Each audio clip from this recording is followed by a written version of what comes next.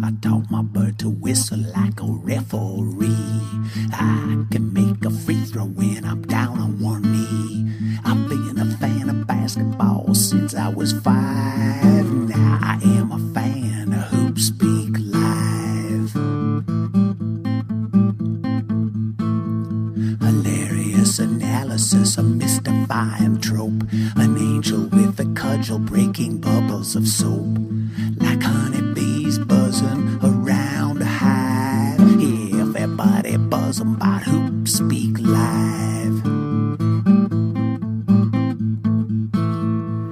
Hey, I'm Beckley Mason. Welcome to HoopSpeak Live. With me today is my co-host, Ethan Sherwood Strauss, and our guest will be from ESPN the magazine, Pablo Torre. All right, trade deadline edition of HoopSpeak Live here. Today's show brought to you, though, by proactive GMs like those in Memphis and in Oklahoma City who traded from a position of strength without panicking and got rid of Harden and Gay. Two players that, had the deadline existed, would have been with Josh Smith in, one of those top players everyone was trying to get. But they were already gone. So a muted trade deadline. Ethan, how are you handling it? Well, it's helping me sleep better. I like not having to pay so much attention. You could see the writing on the wall. It seemed like, to use coarse language, that the NBA might have blown its load prior to the season with all that the Dwight Howard going to the Lakers and the James Harden trade. There was so much action in the lead up to it that it seemed as though there just wasn't the potential for more activity down the road during the deadline. Well, there was, I guess, the biggest name traded at the deadline ended up so far, unless, things kind of seem to filter through as between 3 and 4. But JJ Redick going to the Bucks, where he will unite with White Duke counterpart shooter Mike Dunleavy. It'll be interesting to Mm-hmm. see how they do the minutes there. I actually kind of like some of those guys. They gave up Beno Udrih, who used to be their best shooting guard, and now we have the ultimate contrast: JJ Redick and Monte Ellis, a battle for NBA hearts. Where do you stand there? Well, I think you know where I stand there. My position is fairly obvious. I loved Monte Ellis. I want to get this out of the way. People say to me, "You hate Monte." No, I loved Monte Ellis. And then Baron Davis left. He had the injury, and he just became a corrosive basketball force on that team. Nice enough guy, probably. It's not like I hate him personally, but he just literally doesn't play defense. And part of the problem with the description of plays no defense, we get very hyperbolic with it. We get very lazy with that descriptor, and it just doesn't convey that Monte Ellis literally doesn't. He actually does not. It's not about that guys will go past him or he has trouble staying in front of a guy. It's that when he's trying to track his man off the ball, he'll sometimes just stand there and just walk away from him. I've never seen this, or I have seen this, but rarely from other players.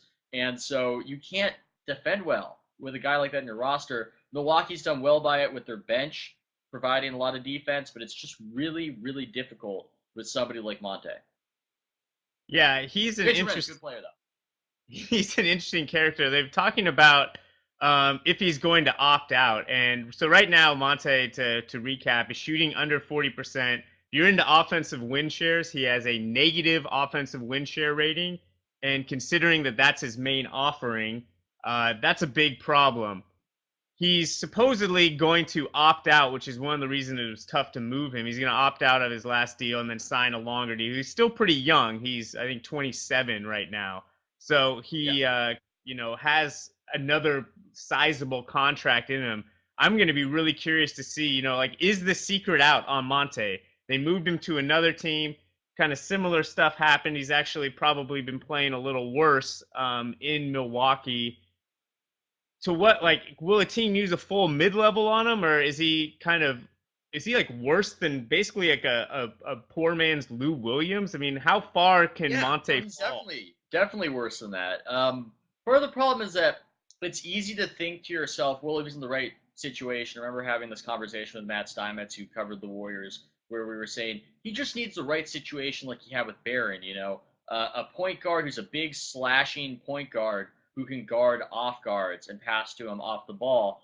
Somebody like, and we thought about it, we just couldn't come up with anybody. It was maybe LeBron James, you can consider him sort of as a point guard, but there's nobody else. So once you come to that conclusion, there's really not a good place for Ellis unless he starts doing certain things better. And he's just been trending downward in the past few years. And as far as JJ Redick goes, he's a helpful player. He can shoot off the catch and off the dribble. He's not an athletic defender, but he at least does what he's supposed to do on defense. He's a good team defender. And I'm just glad that this will stop all the whenever I'd watch on League Pass and JJ Redick was doing stuff, somebody on Twitter would inevitably say, JJ Redick could really help a team. For whatever reason, that became his middle name after those two initials, JJ. He could really help a team, Redick. And so I'm just glad that we can move on to a new phase of Redick's career. Yeah, it will be interesting to see how Redick is judged in Milwaukee. He won't have perhaps quite the infrastructure, but I'm sure they'll run him through the same stuff that they did Dunleavy. Beno Udrih goes to Orlando. One of the classic, if you watch him for the right 3 minutes, you think he's the best player in the NBA guys, along with Goran Dragic and CJ Miles. Just these weird players. I like Dragic's, Udrih's game, but let's talk just grand scheme here. Obviously, people are underwhelmed about the trade deadline, but you are underwhelmed about people wanting to be whelmed by the trade deadline. Well, there's this funny thing that when something becomes a big event, that we start critiquing it on Twitter as though it's the Oscars, and not everything is the Oscars. I don't want to be grumbly. I'm not chastising us for this inclination, but it's funny to yell at a trade deadline or to be angry at it for not amusing us. It's a business period. It's the cessation of when people can exchange services from these athletes. It's not designed as it's not the All-Star festivities. It's not the dunk contest. So I just think I'm amused by the way that we react to the trade deadline and have expectations of it. Yeah, I think there's also an interesting dynamic here where, like a lot of teams are making these really minor deals that, really you could make at any point. There's no reason the Heat had to wait right up until the deadline to create a roster spot by getting rid of Dexter Pittman, who is playing like 1 minute, per game, basically. But teams all do it, and it forces this build and bottleneck of information. And so all these little things are in play, and it feels like anything can happen. But, Yes. a lot of what we saw today was just bookkeeping. Yeah, that's a lot of what we saw. Funny stuff where the rumor was that the Warriors were looking to pay money to be under the salary cap or be under the luxury tax, which is just amusing to me, the idea that you would pay money to be under, and show some of the absurdities that happen when you have a closed system like a CBA. But I think you're right. We have this thirst for a big event, and so it's really on us for just having this want to see some action, even if the necessary pieces aren't in place to actually make it happen. So it's a funny event, this trade deadline, and it seems like it might be disappointing for a while until this whole CBA is figured out by the general managers. Well, I think there's also this dynamic on Twitter where our appetite for information, resets every 15 seconds. So Yes. A trade comes through, we munch it down, spit out the core, say we're done, and then we want the next thing, like right away. We can't bask in the glory. I like how you're framing what sounds like crack addiction as eating apples. It's just really liking apples, spitting out the core and wanting a new one. So we sort of, put the two together. But there was a lot to mine out of Jordan Crawford for Leandro Barbosa, I'm sure. But it's basically everyone got their one quip in, and then it was like, all right, give me the next one. Like, give me the next Fab Melo walking into a door frame joke. I think that the appetite for information and the rate of consumption on Twitter is really phenomenal. All right. Oh yeah. Let's bring on our guest today. We're going to talk some trade stuff and some non-trade stuff with first-time guest to the show, Pablo Torre. Hello. You can How you see doing, my man? good. My bed is very oh my God. I'm looking at that graphic right now. Jesus. That is Wow. That is There's a nice horrifying. airbrushing on your face for that. I know. My hair looks great, though. If I can, that little salt and pepper thing going on, I'm a fan. Okay, good. Now that's gone. That was distracting. No, I'm very glad to be here. As you can see, I'm bringing you into my bedroom. So there's my unmade bed. The piece of pizza that I just ate is thankfully out of the frame right now. But no, thank you for having me. Yeah, this is an intimate setting as always on HoopSpeak Live. All right, I want to talk about the Knicks. So we met at a Knicks game at Madison Square Garden, and at the time you were working on a profile. And this team has gone, I think, 18-18 since their hot start. Really cooled off. Yeah. When you were doing the profile, though, I want to zero in on Mike Woodson, who is the most impenetrable personality in the NBA to me. What did you think of your time with him? I was surprised by the degree to which I liked him. Anybody who sort of knows, I guess, my journalistic relationship with the Knicks, and it's very minimal, but I covered the Jeremy Lin thing sort of inside and out for Sports Illustrated before I went to ESPN, and so really, I mean, the lens through which I saw Mike Woodson was as the guy who really royally kind of bungled Jeremy, which was, I think we can get to this. I think that is sort of really casting a very long shadow right now. Um, I liked him. I thought he was a nice guy. I think he deserved and deserves a tremendous amount of credit for the Knicks' hot start at the very least. They go 18-18, or they're sort of middling since then. But that hot start was really due to this offseason, and he was the guy. Glenn Grunwald, and this is one of the things that was in the piece. He and Glenn Grunwald were teammates, at Indiana with Isaiah. They share a wall at the Knicks practice facility in Tarrytown, and really Woodson was the guy who had his fingerprints all over those roster decisions. All the old guys, which looked very brilliant at the start and look less brilliant now the more days pass that we don't see Rashid and Marcus Camby on the floor. But no, he deserves credit. I thought he was, what he did in Atlanta was, I think, more impressive than people realize, towing that franchise to a playoff contention, even though they get, swept out of the second round 2 years in a row. But no, he is impenetrable. I mean, I think one of the things that is very curious to me, and that I think you guys maybe have clued in on, is what worked for him was this 2 point guard system and getting Carmelo at the four.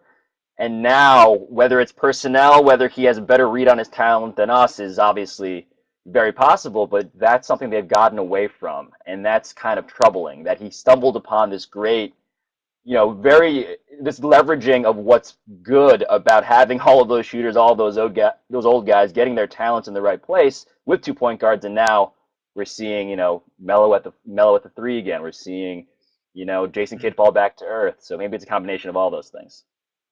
Yeah, I really like that theory, and I want to know, why do you think that other people aren't running with that? Because it's as though now that Lin isn't in New York, he's been forgotten about, and you don't hear a whole lot of the Knicks miss Jeremy Lin. You just don't hear a whole lot of it. Why do you think that is? Well, at the beginning, I mean, we had, and we as in the royal we of New York City, that's a horrible term to use. But the Knicks in New York, this depth of at point guard, Felton was terrific before he got hurt, and now he's, falling back to earth maybe a little bit. Jason Kidd, who has really fallen back to earth. I mean, he was, career highs, 3 point shooter, all that, had really remade himself in the offseason, it seemed. And you had Pablo Prigioni, who is a terrific complementary point guard. I still, one of the reasons I'm glad Shumpert was not traded is because I still dream about the Shumpert Prigioni guarding the inbound pass backcourt, which I think is going to excite maybe 1% of Knicks fans globally. But I think it was that depth that sort of distracted from the idea that, okay, let's say one of those guys falls off, and let's say they do use a 2 point guard system. Jeremy Lin, this guy they could have had for money, which in James Dolan's world is really not that much of a big deal, if I may insert my hands into his pockets there. They could have had this guy, and if they want to have a guy who can run the pick and roll, which the Knicks have done a lot better this year, but could still do a lot better at. I mean, Jeremy Lin, what we can say about his career, I think, from what we've seen with the Rockets, is he can help your offense. he knows how to. He's a very smart player. He sees the floor well. He can run the pick and roll. He's going to become a better shooter, and the Knicks could use him, if only because the health of those guys they have in the backcourt is tenuous. Yeah, I think Lynn is so what Felton does, right, is he's really fast to the rim, basically in a way that no one else on the Knicks is. Lynn at least provides that. He's very, very hard to stay in front of, and he's definitely come along as the season goes. I think it's funny, it looked so bad. It looked like such a good idea to get rid of him and bring in Felton the way things were rolling right off the bat. And now you look at Felton, you look at the length of their contracts, what they could have Right. gotten for Lynn, all that stuff. The longer it goes, the more I think evolved our judgments of this will become. Yeah, and there's Getting there's the psychic. I mean, there's a general fan psychic kind of blow, which, insofar as this matters, it's just I still don't think that Knicks fans. Yeah, I think I was sort of a barnacle on Jeremy Lin's leg during that whole insanity period, but losing him for nothing. I mean, get something for him at the very least, if only to satiate fans who really wanted to see him continue to play out in New York. But I could go on for hours about that. It's a good topic, as is, segue alert, Royce White, whom you Yeah. also wrote about. And given what's happened with the HBO special, I'm wondering if you saw that and how Yeah. your impressions are of how he's handling the situation and whether or not the Rockets are correctly handling the situation. Yeah, I've been thinking a lot about Royce, and I have not wanted to write a follow-up because it is such a fluid story, because Royce is, for better and for worse, as accessible to the world as any athlete I can sort of remember. The one thing, and I saw Jonathan Abrams at I think at one of the Knicks games, and he did a great piece about Royce for Grantland, and we sort of commiserated about I mean, part of this is not surprising to me, because when I spent time with Royce, the one thing that became immediately obvious was that he didn't give a crap about PR and image management. So the fact that he's on Twitter all of the time is not surprising, but it's not a good look. It's not. And the Rockets, especially, if you're going to play the image game, I do have an intense amount of respect for the Rockets for being, as we all know, one of the more progressive, if not the most progressive franchise. Daryl Morey is an eminently reasonable guy. He's not going to win that image battle insofar as that matters to him.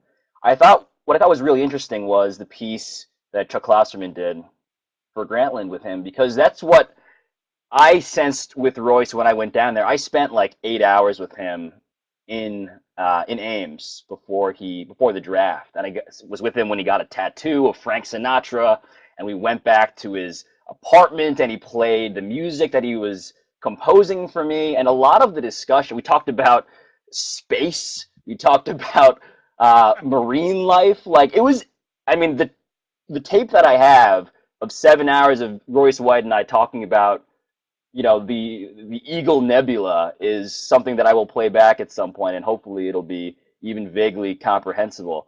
But the thing that interested me about it was he has really radical, revolutionary ideas that no one in any workplace, let alone the NBA, is ready to hear. I mean, it is very much anti-capitalistic. It is very much, it's pretty Marxist, as Chuck kind of phrased it. And that's, in a lot of ways, not to tip my hand, I think he does, my personal philosophical hand, I don't think he's totally unreasonable in those ways, but that's just not a guy who's ready to be, in the world of the NBA, in terms of being an employee for a multinational corporation with a collective bargaining agreement that's going to limit him to a variety of very restrictive behaviors.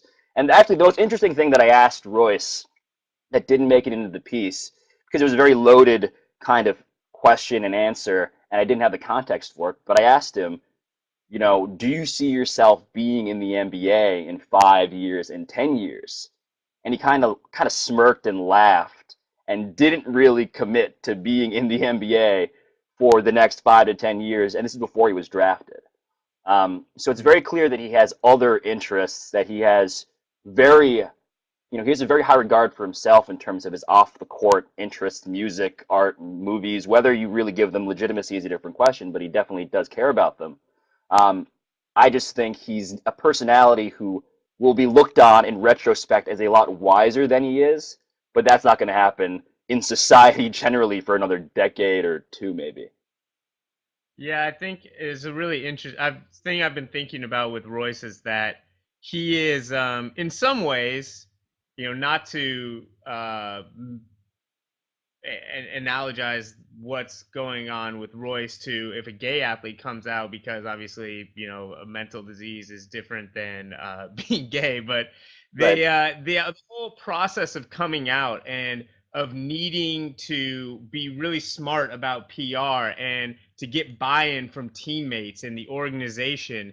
And I think in some ways, for the first gay athlete or whatever, in whatever way that an athlete is coming out, Royce White provides a really interesting model of the choices that you can make and how people are going to react to it.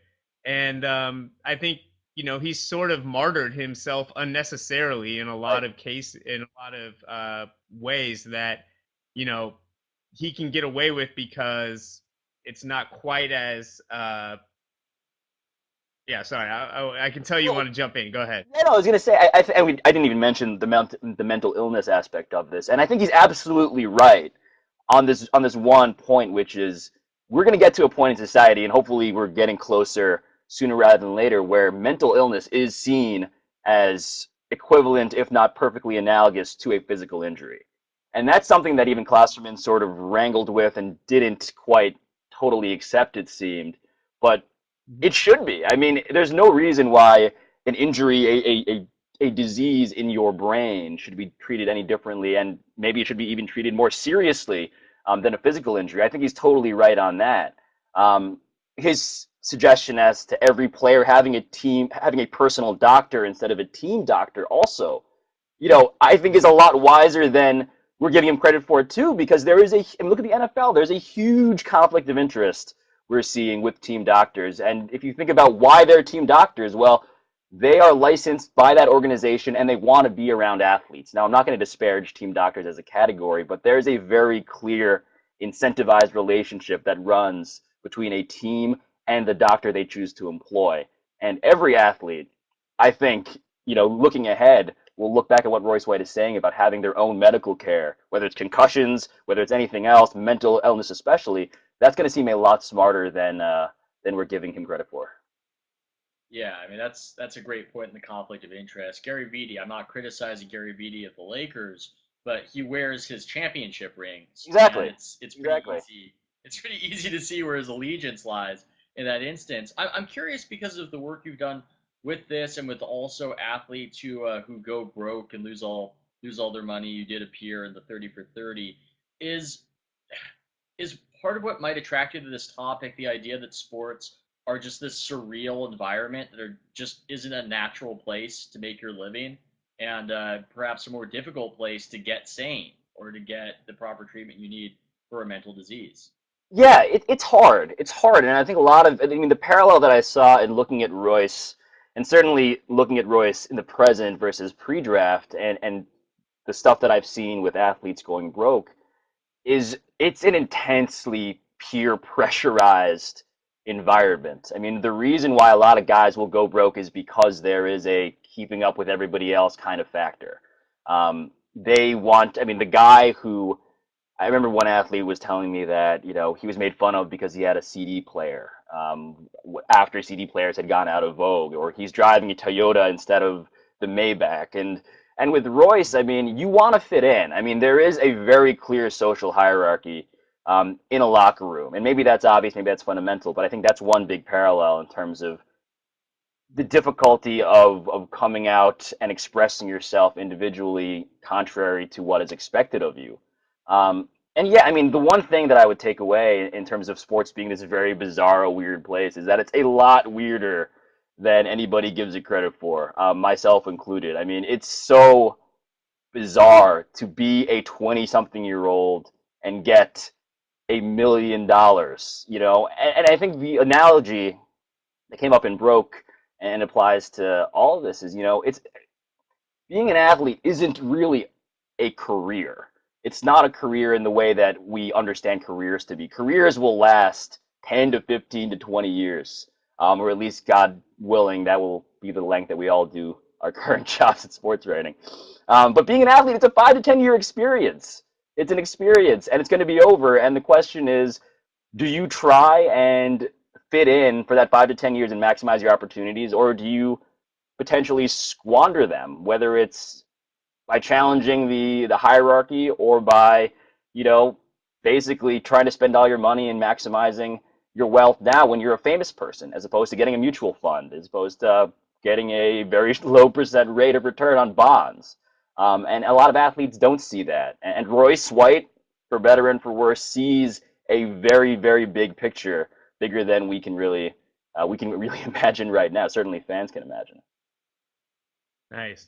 All right, man. Well, thanks for dropping by. We're gonna have to do this again soon, and Yeah. maybe when there's not so much Ronnie Brewer news floating around. Second news.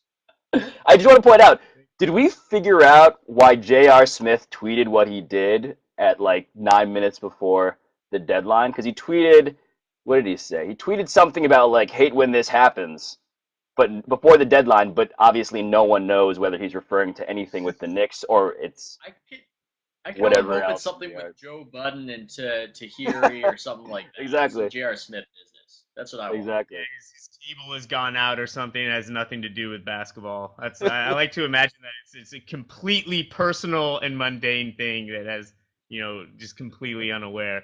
All right, Yes. man. Thanks a lot for coming on. Yeah, my pleasure, guys. We'll do it again. Cool. That was Pablo Torre. You can follow him on Twitter at Pablo Torre. All right, so the Thunder have been somewhat active. They brought in Ronnie Brewer, which is really interesting, another defender, and gives them a little depth there. And then they got rid of Maynor and got a trade exception back. So they had been looking for a first round pick for Maynor, who they demoted Maynor. They started playing Reggie Jackson ahead of him. So I thought it was curious that they were asking for so much. They didn't get it, but they did get what I believe is a $2.2 million trade exception. So not bad. A lot of little smart moves that, these are the kind of moves that are not glamorous, but teams like the Thunder seem to make. And then 2 years down the road, it's like, now they have fluffing up your pick. That's just you taking your team that you picked to win the West and to win the championship. When you tweet that out every now and again, because everybody jumped off the Thunder bandwagon, those moves don't sound that smart or that shrewd. How about this for the mighty Thunder, Beckley? How about they trade for a time machine to go back and get better value for James Harden? What about that, huh? Huh? Well, let's see. We'll have to wait and see when Jeremy Lamb is taking over the NBA, which I think we're all on board with at this point. It's happening. It's definitely happening down the road. I love how the Suns might waive Jermaine O'Neal. He was the second best player for them last night when I watched. Jermaine O'Neal. Okay, I thought for sure they were going to. They got rid of the third Zeller that I didn't even know was in the NBA, but they still have him, and they still have O'Neal. And I was tweeting about this, like this would be a great pickup for the Knicks. He's somehow like 5 years younger than everyone they have. You think of Jermaine O'Neal as being 100 years old, same age as Kobe, basically. He's like a year older than Kobe, or the same age. Yeah. Kind of cracked me up. He was on the fringes of superstardom, that Jermaine O'Neal. I don't know what happened. The bottom really fell out of it. What? He was an MVP candidate at Indiana. Career. He was a bust, and then he magically turned it around and became a star, and then it suddenly completely dropped off. And perhaps for such an odd career, an idiosyncratic career, another act, a fourth act, could be had on the Knicks if they get him. I just think it's so funny that the Suns suck. Oh my God, they suck. Jesus, it's just amazing. They suck in terms of they're boring. They have some good players, like they have a more talented roster than the Bobcats per se, but they're just boring. There's nobody on that team that you really want to watch. When they play a style where you can see them working hard with the end game being a long contested 2-pointer. That's what they're actually shooting for. That's what they're trying to get. And the whole franchise is from top to bottom is a disaster. Oh, I think Lindsey Hunter poor being Pablo's mourning the loss of Ronnie Brewer. the players they have. Yeah, that team and Sacramento are just sad franchises, and we cannot wait to have them in Seattle. All right, I got to run, guys. So I don't know, that last little barb in there. Check out on True Hoop. We're going to be doing a show I'm producing.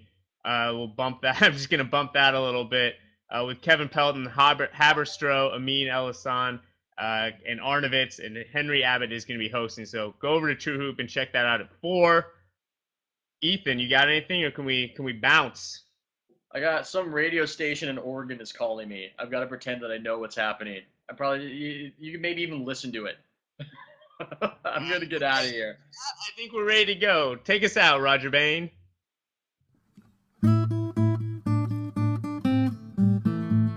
I taught my bird to whistle like a referee. I can make a free throw when I'm down on one knee. I've been a fan of basketball since I was 5. Now I am a fan of HoopSpeak Live. Hilarious analysis, a mystifying trope. An angel with a cudgel breaking bubbles of soap. Like honeybees buzzing around a hive. Everybody buzzing about HoopSpeak Live.